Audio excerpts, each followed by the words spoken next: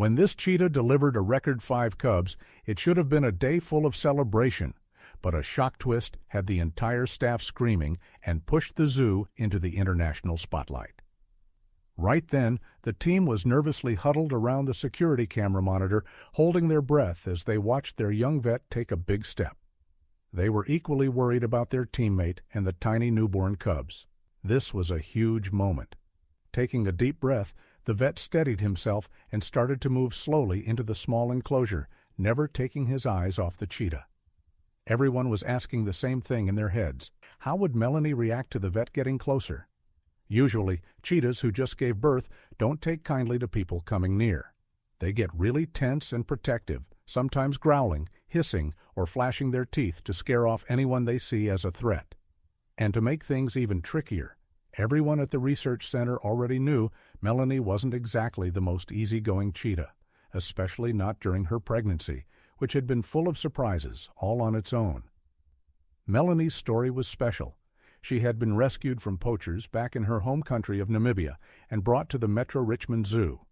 There, at the Cheetah Conservation Center, she became a symbol of hope. The teams of vets worked day and night, tracking the cheetah's health, friendships, and numbers, trying hard to help the species bounce back. Over the years, hundreds of experts joined in the effort, but right now, everything was riding on one aging female cheetah, Melanie. She was getting older fast, and if she didn't have cubs soon, it would be a huge setback for the whole program. And if that wasn't enough, Melanie was incredibly picky. There were 6 different male cheetahs who showed clear interest in her, barking their unique calls to get her attention, but Melanie just wasn't impressed. She would barely give them a glance before strolling back to her space, more interested in exploring her huge grassy enclosure than looking for a mate. Even though Melanie wasn't looking for love, she still had plenty of admirers. Researchers couldn't get enough of her. She was stunning, her golden coat sprinkled with black dots of all shapes and sizes, her slender body built for breathtaking speed. When Melanie decided to sprint, she became a blur, twisting and turning with unreal grace. Sometimes the staff would catch her scaling trees or sneaking through the brush like a true hunter, perfectly made for life at the top of the food chain. But none of that made a difference if she didn't choose a mate. Even though she was now safe from poachers, Melanie's greatest danger was something no one could protect her from: time. After years of solitude, the zoo's vets finally saw a real shot at helping Melanie start a family. It was a new arrival named Bo who gave everyone hope. He had also come from Namibia, and the animal rights group that brought him guessed that Bo and Melanie might have crossed paths before. They were close in age and could have even been part of the same wider family group. As usual, the keepers introduced them from a distance first. Walking slowly across the field toward the newcomer, Melanie stayed cautious, keeping a careful eye on him. But then something changed. It became obvious that Melanie recognized him. Bo let out a low, barking call, the cheetah way of saying he was ready to mate. That part was never the problem. Many males had tried before. The real decision was always Melanie's. But this time, instead of ignoring him, Melanie did something none of the team expected. She rubbed her head against Bo's thick, strong body, showing a warmth she hadn't shown any other cheetah at the zoo. The team watched, holding their breath, waiting to see what would happen. And sure enough, after a few days, it was confirmed. Melanie was pregnant. Their connection looked easy and natural, but behind the scenes, it had taken months of planning and research to set up. Experts had all kinds of opinions about what environment would give the best chance for success, and Bo had been carefully chosen just for Melanie. Luckily, all their work paid off, but it was only the start of the surprises ahead. The news was huge. Every new cheetah birth was a massive step for the species. And then an ultrasound revealed even more jaw-dropping news. Melanie was carrying 5 cubs. Her belly soon swelled bigger than anyone had ever seen before. As fast as the excitement spread through the zoo and beyond, worry took over. The chances of all 5 cubs surviving and Melanie making it through safely were painfully low. Her body had been damaged years ago during her rescue. A long scar stretched from her chest downward. Even though her skin had healed, deep inside, her organs had not fully recovered. Now, with 5 growing cubs pressing heavily against her intestines, it was getting harder and harder for her body to keep up. The team faced an agonizing choice. After careful talks, they decided not to intervene yet. The risks were terrifying, but so was the idea of stopping the pregnancy after everything they'd worked for. Out in the wild, cheetah numbers had crashed by over 90% in the last century. Melanie's pregnancy had taken years to happen. If they ended it now, there was no telling when or if it would ever happen again. So they decided to let nature take its course, but they would be ready to step in if needed. With each passing week, the danger grew. Melanie was moved into a smaller, safer enclosure where she could be watched around the clock. Surrounded by the best equipment available, the researchers had to do everything from a careful distance, holding on to hope as the days ticked by. All the while, it was clear that Melanie was getting weaker. Some days, she even refused to eat. She also became more aggressive, tense around humans, and always on edge. One afternoon, when a staff member tried to feed her some meat, Melanie suddenly charged, swiping at the fence and sending the man stumbling backward into his truck. The growing pressure and stress were clearly wearing her down, putting her fragile pregnancy in even more danger. Nothing like this had ever happened before. It was the closest Melanie had ever come to actually attacking someone. From then on, she was considered a high-risk animal who had to be handled with extreme care. But that brought up another problem. How could the zookeepers help her if she wouldn't let them get near? Even after years together, Melanie still struggled to trust them. The keepers feared that she might never fully heal from her traumatic past in Namibia. To Melanie, they still must have looked too much like the poachers she once ran from, with their vehicles and tools. As the due date crept closer, the team's nerves grew even tighter. They were on constant watch now, ready for anything at any hour. A few days before Melanie was expected to give birth, the staff built a smaller enclosure connected to her usual space. It was a dark, simple box, just 18 feet long and 6 feet wide. Melanie was unsure about it at first, but soon enough she would find her way there. Then, just after 4 a.m. the next morning, with the sky still pitch black and the world silent, Melanie felt the first contractions. Slowly, she crept toward the box. The team watched through a live feed, hearts pounding. Inside, Melanie kept shifting around, standing and lying down over and over again, trying to find a way to ease her growing discomfort. But nothing seemed to help. The contractions came quicker now. Melanie's body heaved and pushed, though she stayed outwardly calm. Finally, with one strong effort, a tiny cub slipped out behind her, landing with a soft thud on the hay-covered floor. The little one wriggled and squirmed, its tiny senses overwhelmed by the new world around it. In the surveillance room, cheers broke out, but the joy was quickly checked. This was only the beginning. There were still 4 more cubs to go. About 30 minutes later, Melanie gave birth to the second baby. As time went on, the gaps between births grew longer, and Melanie was clearly getting tired.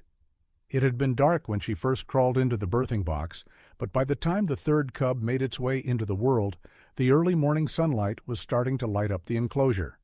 Now, with what little energy she had left, Melanie carefully checked over her newborns, licking, nudging, and prodding them, making sure they were okay. The tiny cubs, in turn, instinctively snuggled against their mother, finding warmth and safety in her exhausted but steady care. When the final cub finally appeared, there was another round of cheers from the team. What they didn't know yet was that this last cub would soon have them screaming for an entirely different reason. Now came the hardest, most critical part. It was time to send a vet into the enclosure to check the cubs up close. The vet picked for the job had built a bit of trust with Melanie before, but he was still young and not very experienced, and a wave of nerves washed over him. As he carefully stepped inside, the big question hung heavy in the air. How would Melanie react? Would she go into full defense mode and attack him? Melanie locked eyes with the young vet, the tension so thick you could feel it. This wasn't anything like feeding her from a distance. This was his first real close encounter with a cheetah, and not just any cheetah, but a brand new mother. Huddled around the security cameras, the rest of the team watched with bated breath, terrified for their colleague. Taking a deep breath to steady himself, the vet inched forward into the enclosure, never looking away from Melanie. It was impossible not to think about how just weeks earlier Melanie had charged at a zookeeper just for getting too close to her food. Now someone was approaching her precious cubs. Anything could happen. Melanie watched him closely, muscles tight. But then, something incredible happened. She relaxed her body and rolled over, exposing her 5 tiny cubs tucked close underneath her. It was as if she somehow knew he was there to help. She gave him the rare gift of trust and let her guard down to rest. Breathing a huge sigh of relief, the young vet got straight to work. First, he checked Melanie herself, focusing on the scarred area on her stomach. Thankfully, she seemed all right, just completely worn out. Then, gently lifting each cub with his gloved hands, he ran through his checklist, weighing them on a tiny scale, taking small samples, and shining a flashlight into their eyes to test their reactions. After gathering everything he needed, the vet quickly packed up his gear and rushed the samples back to the lab. But he already had a bad feeling. One of the cubs, the smallest one, didn't look right. Its body seemed tiny compared to its head, and it was dangerously underweight. When the lab results came in, they confirmed the worst. The 5th cub was born with a defect. Time was now critical, and the team scrambled into action. But before they could even put a plan together, the cub's breathing worsened fast. The young vet didn't hesitate. He sprinted back into the enclosure, no time to ask for permission, and found Melanie sound asleep from exhaustion. Gently scooping up the struggling cub, he raced to the medical tent next door, yelling for help as he ran. The team threw everything they had at saving the tiny life: resuscitation, injections, even a defibrillator. They fought with everything they had, but heartbreakingly, none of it worked. The tiny cub was gone. The tiny cub was barely clinging to life. Deep down, the team knew there was no real chance for it to recover. The surveillance room went silent as everyone wrestled with the heartbreaking decision. In the end, they chose to euthanize the little cub to spare it any more pain. Melanie seemed to sense that something was wrong. Though she was too exhausted to react, she quietly accepted the loss. The one piece of good news was that her 4 remaining cubs were doing incredibly well. Vets stepped in when needed, offering them bottled milk to make sure each one got enough to eat. What once seemed like an impossible task actually became pretty routine. At first, Melanie was nervous. She clearly didn't want to lose another cub. But because it was always the same young vet helping with feedings, moving slow and steady to calm her, Melanie started to trust again. After more than 7 long years, Melanie was finally warming up to her caretakers. She even started to show affection at times, giving soft head bumps to the people she once feared. The zookeepers couldn't believe it. They were just grateful Melanie was healing, and still amazed at the miracle she had pulled off. But no one, not even the people who knew her best, were prepared for what Melanie would do next. She was about to shock the entire zoo and make headlines around the world. 2 years later, during a brutally hot summer, lightning struck twice. To everyone's excitement, Melanie became pregnant again. But this time, she wasn't the only one. 2 other female cheetahs, Vela and Wai, were also expecting at almost the exact same time. It was a dream for conservation efforts, but a nightmare for the already stretched thin staff. Managing Melanie's first pregnancy had been tough enough. Now they had 3 to juggle. And to make things harder, Vela was turning into a real handful. While Wai was fairly calm and stayed out of trouble, Vela grew more aggressive by the day. She would growl and snarl at the keepers, sometimes even swiping at other cheetahs without warning. Everyone knew they had a problem, but Melanie had changed. She wasn't just ready for motherhood. She was ready to help the humans, too. Being bigger, older, and more respected, she decided to take charge. One day, when Vela snarled at a zookeeper, Melanie unleashed a sharp, explosive yelp that froze everyone in place. Even Vela stopped cold. Melanie bared her teeth, making it very clear who was in charge, and Vela quickly backed off, tail low. She didn't need telling twice. From then on, Vela started behaving better, clearly afraid to upset Melanie again. The change helped a lot, but even that wasn't enough to solve all the problems. The truth was, the situation was overwhelming. Even though the Cheetah team had almost doubled in size, it still wasn't enough. They were setting up 3 separate enclosures, planning for possibly 10 or more cubs, and scrambling to stay ahead. It was truly all hands on deck. The young vet who had once nervously helped Melanie was now leading one of the 2 main teams. He was in charge of organizing surveillance, doing health checkups, and assisting with births. For 2 straight weeks he barely got any rest, often grabbing quick naps right there at the zoo. But he was all in. With so much at stake and resources stretched thin, mistakes just weren't an option. Personally, the young vet kept a close eye on Vela, the fiery first-time mom. It wasn't her attitude that worried him the most, though. Ultrasound scans had shown she was carrying 7 cubs, a dangerously high number for any cheetah, putting both her and her babies at serious risk. The young vet was desperate not to lose another cub, but deep down he knew the odds weren't in their favor. With a heavy heart, he watched as Vela went through the same birthing steps he had once seen with Melanie. Again, it was him who bravely entered the enclosure, running tests to see how things were going. Sadly, history repeated itself. This time, not 1 but 2 cubs didn't make it, both struggling with the same heartbreaking breathing problems. While the loss hit the team hard, they took comfort in knowing they had done everything they could, and the bigger picture was overwhelmingly positive. Over just 11 days, between March and April, all 3 cheetah pregnancies came to term, delivering an incredible 13 cubs. Wai had 5 healthy cubs, Melanie added 3 more to her little family, and Vela, even after her losses, still gave birth to 5 strong cubs. Considering that cheetahs are in critical danger, with fewer than 7,500 left in the wild, these 13 new lives were a huge win, and just the beginning. The explosion of cubs brought national attention, fresh donations, and new fundraising programs to the Conservation Center. They even launched an annual Run Wild race at the zoo to raise even more support. The hard work kept paying off.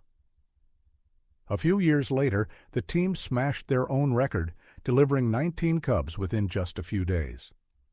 Over the past decade, the number of cheetahs born at the center reached an amazing total of 90, a number that helped change the species' future and move it closer to safety. And it had all started with Melanie. Now, Melanie is likely too old to have any more cubs, but she's still busy, caring for her 7 young ones who are growing faster every day. Since her first birth, Melanie has built a deep trust with the zookeepers, allowing them close, even cuddling with them sometimes, making every tough year along the way completely worth it. What an incredible journey. If you enjoyed this story, make sure to like, comment, and subscribe to our channel. Let us know your favorite part in the comments, and stay tuned for more amazing animal stories. Thanks for watching, and see you next time.